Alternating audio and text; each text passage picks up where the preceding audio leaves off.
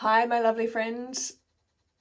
Before we get on to the topic du jour, if you were with me yesterday, you will have seen me start an ink drawing of a kaka, which is an Aotearoan mountain parrot, a New Zealand mountain parrot, and I continued adventuring with that yesterday. I added some colour in, and I have had an obsession with calligraphy ever since I was a wee dot. I don't know if you can tell there, but those little twiggy trees in the background are actually words, part of a story that I wrote a little while back. One of the things I can never quite decide is whether I liked the original drawing in black and white better than colour, but there's only one way to get better at colour, and that is to use colour. So here we are using colour.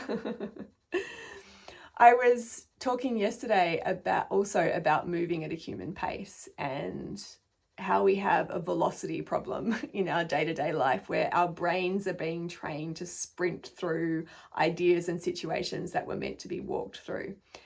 And I wanted to share with you something super simple that you can do to match up the speed of your brain with the speed of your hand, and therefore bring yourself back together, bring yourself back into alignment. And it just is a drawing exercise that lots of you will be familiar with. It's called contour drawing, but the purpose in this moment is not to draw. So if you're sitting there thinking, I can't believe that she's asking me to draw something, I absolutely cannot draw, then forget it. This isn't about drawing. This is just about moving your hand in alignment with your eye. So what I want you to do is just take a pen and paper, and you're not going to look at your paper as you do this. You're going to be looking at the object that you're drawing, and you're just going to pick something in front of you, anything that's in your environment. So I have like a little bottle here of ink that I'm going to draw.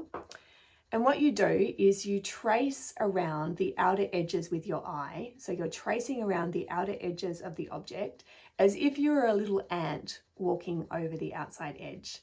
And your goal is to move your hand at the same pace as your eye and notice if they're getting mismatched.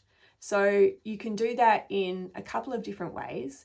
You can just start by tracing the outer edges of the object with your eye, moving your hand in relationship with that, not looking at your page. Remember, this is not about the drawing, it's about the practice.